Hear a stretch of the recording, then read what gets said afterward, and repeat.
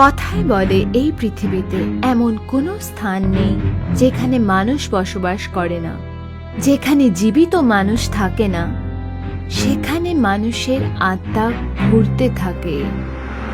ঠিক এরকমই এক কাহিনী শৈলেশের। এবার দেখুন।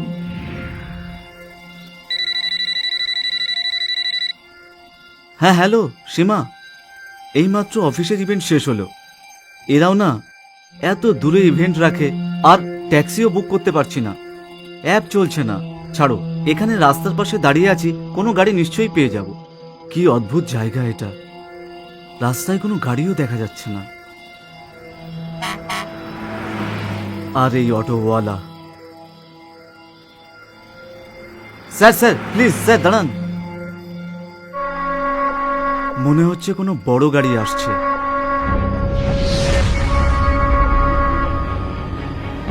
বাহ, এ তো বাস। আরে আরে থামো থামো, আমাকে মেরে ফেলবে নাকি?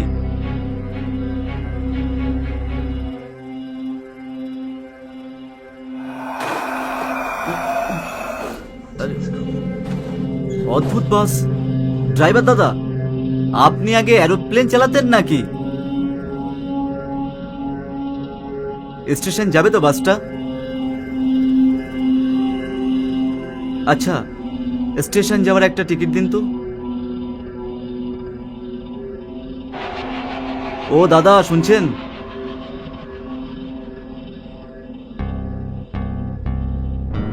ও ড্রাইভার দাদা, একটু সাবধানে, বাড়িতে ফিরতে হবে, চাঁদে যাব না।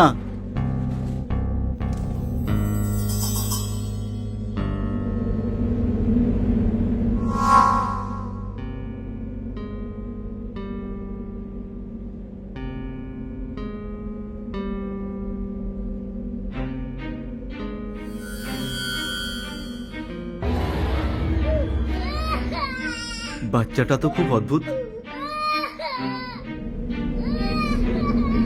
এই জঙ্গলের রাস্তায় আমার খুব শীত শীত করছে।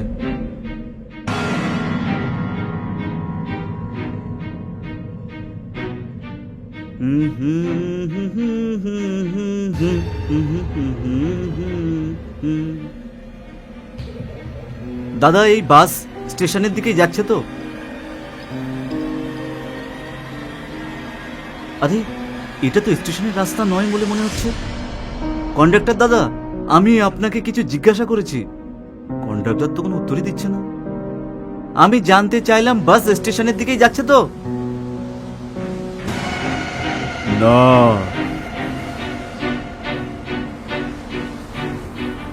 চুপচাপ বসে থাকো।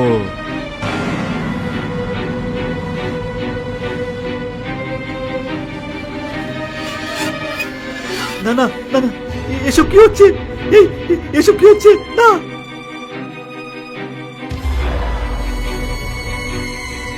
এই টিকিট তো, এই টিকিট তো 7 বছর আগের টিকিট। আর বাসে বসে থাকা লোকেরা।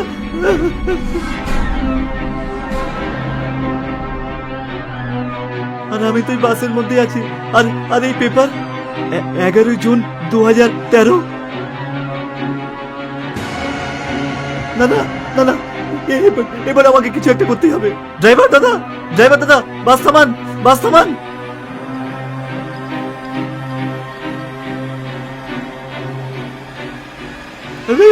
না না না না, এ কি? আগে তো খাদ, বাস বাস তো খাদের দিকেই যাচ্ছে।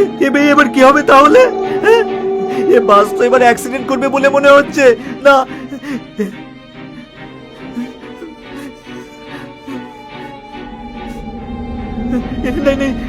না, আমি এখানে থাকতে পারবো না। এবার আমার কি হবে? ড্রাইভার দাদা, বাস থামাও প্লিজ, আমাকে যেতে দাও। কন্ডাক্টর, কিছু একটা করো প্লিজ।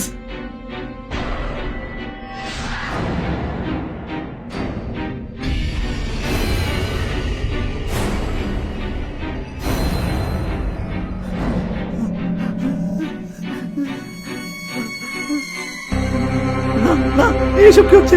না, আমাকে ছেড়ে দাও, প্লিজ আমাকে ছাড়ো।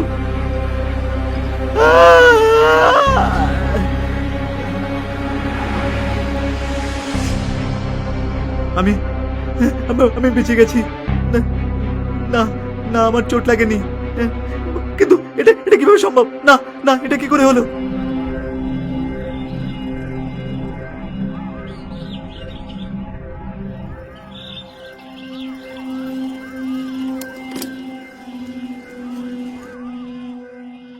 তোমার কি হয়েছে বাবু? এখানে কি করছো? কাকা কাকা, আমি আমি ওই ওই বাসে কাল রাতে।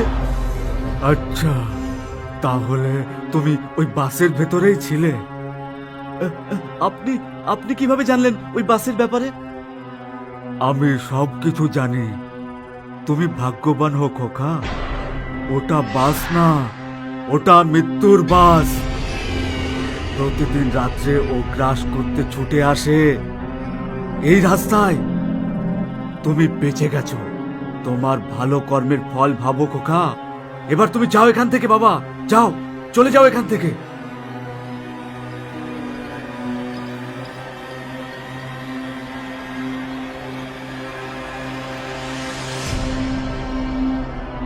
শৈলেশ তো ওই রাতে বেঁচে গেছে। তারপর জানি না এই ভুতুরে বাস কত লোকের প্রাণ নিয়েছে, আর নিজের ভয়ঙ্কর মৃত্যুর এই খেলা জানি না আর কতবার এইভাবে নিতে থাকবে। মহামারীর কারণে দীপকদের স্কুল বন্ধ ছিল। ওরা দুজন মামার বাড়িতে যাওয়ার জন্য জেদ করছিল। মামা, স্কুল বন্ধ আছে, জানি না কবে খুলবে। ততদিন আমরা মামার বাড়িতে একবার ঘুরে আসতে দাও না। হ্যাঁ মা, এখানে আমরা বসে বসে বোর হচ্ছি। আচ্ছা ঠিক আছে, তোমাদের রিজার্ভেশন করিয়ে দিচ্ছি, তোমরা ব্যাগ গোছানো শুরু করে দাও। দীপক আর মারিয়া তাদের মামার বাড়ির গ্রামে পৌঁছয়। ওরা দেখে যে গ্রামের সব বাড়িতে চারপাশে 2-2 ফুটের পাঁচিল দেওয়া আছে, আর পাঁচিলের গায়ে দরজাও নেই। লোকেরা মই লাগিয়ে পাঁচিল টপকে নিজেদের বাড়িতে যায়। এসব কি দিদা? এই বাড়ির চারপাশে এত একটা বড় পাঁচিল, তাও আবার কোনো দরজা ছাড়াই? প্রথমে ঘরে চল, সবকিছু বলছি। দীপক আর মারিয়া মই দিয়ে পাঁচিল টপকে দিদার বাড়িতে গেল। রাত 12টার পর একটা পেতনি রোলার নিয়ে আসে, আর রোলার দিয়ে গ্রামের বাড়িঘর সব ভেঙে দেয়। ওই পেতনি অনেক লোকের প্রাণ নিয়েছে। এই জন্য গ্রামের লোক ঘরের চারপাশে মোটা পাঁচিল দিয়ে রেখেছে। এবার তোমরা খাবার খেয়ে ঘুমিয়ে পড়ো, ক্লান্ত হয়ে গেছো তোমরা।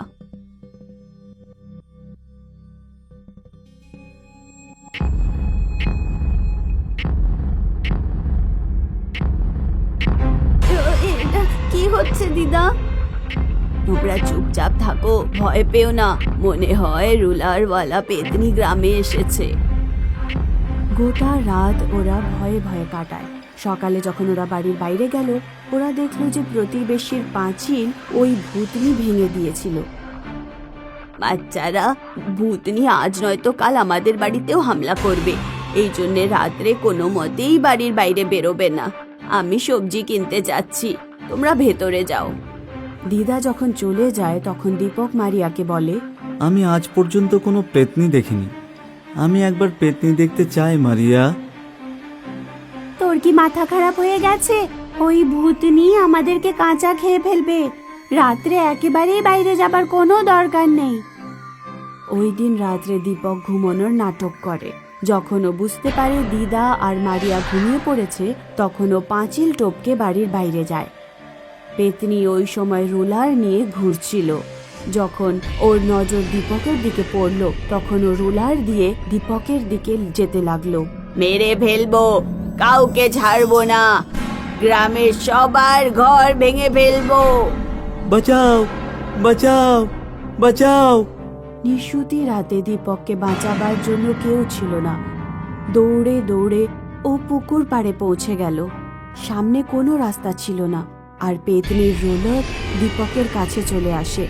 দীপক পুকুরে ঝাঁপিয়ে পড়ে। সকালে যখন মারিয়া আর দিদা ঘুম থেকে উঠল, তখন ওরা দেখলো যে দীপক বিছানায় নেই। দিদা, দীপক কোথায় চলে গেল? ওরা দীপককে গোটা বাড়িতে খোঁজ করে, কিন্তু ওরা কোথাও খুঁজে পায় না। কোথাও দীপক বাড়ির বাইরে তো চলে যায়নি রাত্রে। কালকেও আমাকে বলছিল ও পেতনিকে একবার দেখতে চায়। মারিয়া আর দিদা বাড়ির বাইরে বেরিয়ে গ্রামে যায়। গোটা গ্রামে খোঁজ করার পর ওরা অজ্ঞান অবস্থায় দীপককে পুকুরের পাড়ে পায়। মারিয়া ওর পেট টিপে ওর পেট থেকে জল বাইরে বের করে দেয়। তখন দীপকের জ্ঞান ফিরে আসে। ওরা দুজন দীপককে উঠিয়ে বাড়িতে নিয়ে যায়। কাল রাত্রে আমি বাইরে গিয়েছিলাম, পেতনি আমার পিছু নিয়েছিল। বাধ্য হয়ে আমাকে পুকুরে ঝাঁপ দিতে হলো, কিন্তু পেতনি পুকুরের পাড়েই দাঁড়িয়েছিল। আমি সারা রাত পুকুরে সাঁতার কাটতে থাকি। সকালে যখন পেতনি চলে যায়, আমি পুকুর থেকে বাইরে বেরিয়ে আসি। তুই এরকম কেন করলি বাবা? যদি তোর কিছু হয়ে যেত তো? দিদা, তুমি আর তোমার গ্রামের লোকজন আর কতদিন এই চার দেওয়ালের মাঝে বন্দি থেকে জীবনযাপন করবে? আমাদের একজোট হয়ে পেতনির সাথে লড়তে হবে। দীপক গিয়ে গ্রামের লোকেদের সাথে কথা বলে আর ওনাদের চার দেওয়াল থেকে মুক্ত হবার জন্য উৎসাহ দেয়। তুমি ঠিক বলেছ, আজ রাত্রে গ্রামের সব লোক একজোট হয়ে পেতনির সাথে কথা বলবো। রাত্রি 12টার সময় গ্রামের লোক চৌমাথায় একজোট হয় আর পেতনির আসার জন্য অপেক্ষা করতে থাকলো। পুরো গ্রামে ভয়ঙ্কর শান্তি ছিল। ভয়ের চোটে কেউ কথা পর্যন্ত বলছিল না। তখনই পেতনি রুলার নিয়ে হাজির হলো। সবাইকে মেরে ফেলবো, সব বাড়ি ঘর ভেঙে দেব। দাঁড়াও, আমরা তোমাদের সাথে কথা বলতে চাই। সবাই চেঁচাতে থাকে, কিন্তু কারো কথা শোনে না ওই পেতনি, আর সবার ওপর রুলার চড়িয়ে দেয়। কিছু লোক রুলারের নিচে চলে আসে আর বাকিরা ভয়ের চোটে এদিক ওদিকে দৌড়তে শুরু করে। পেতনি মারিয়ার পেছনে পড়ে যায়। মারিয়া রাস্তায় দৌড়চ্ছিল, পেতনি একেবারে তার পেছনে। সামনে রাস্তা শেষ হয়ে যায়। বাঁচাও, কেউ বাঁচাও। দীপক দড়ি দিয়ে ফাঁদ তৈরি করে আর সোজা পেতনির গলায় ছুঁড়ে মারে। তারপর সে পেতনিকে রুলার থেকে নিচে নামিয়ে দেয়। চলে এসো গ্রামের লোক, পেতনি আমার হাতের মুঠোয়। সব গ্রামের লোক একজোট হয়ে যায়। তুমি সবাইকে কেন মারতে চাও? আমরা তোমাদের কি ক্ষতি করেছি? অনেক কিছু ক্ষতি করেছো। 50 বছর আগের কথা। আমার এরকম গ্রামে বাড়ি ছিল। একদিন শহর থেকে একজন বড় ঠিকাদার আসে। আমাদের বাড়ি রাস্তার একেবারে মাঝখানে ছিল। ও আমাদের বাড়ি সরিয়ে নিতে বলে, কিন্তু আমরা বারণ করে দিই। তারপর একদিন রাত্রে আমরা সবাই যখন ঘুমিয়েছিলাম, তখন ঠিকাদার পুরো রুলারে আমাদের বাড়ি চড়িয়ে দেয়। গ্রামের কেউ ঠিকাদারের ব্যাপারে কিছু বলতো না, আর আমাদের গোটা পরিবার মারা যায়। তখন থেকে আমার আত্মা ঘুরে বেড়াচ্ছে। তোমার সাথে যা কিছু ঘটেছে সেটা অন্যায় ছিল, কিন্তু তার সাজা তুমি সবাইকে দিও না। আমরা চার দেওয়ালের মাঝে বন্দী, ঠিকভাবে বাড়ির ভেতরে হাওয়া পর্যন্ত আসে না। আমরা কথা দিচ্ছি, এরকম অন্যায় আমরা আর কারোর সাথে হতে দেব না। ঠিক আছে, আমি যাচ্ছি, কিন্তু যদি এই গ্রামের মানুষের ওপর অন্য অন্যায় হয়, আমি আবার ফিরে আসব। এরকম বলে পেতনি ওখান থেকে চলে যায়।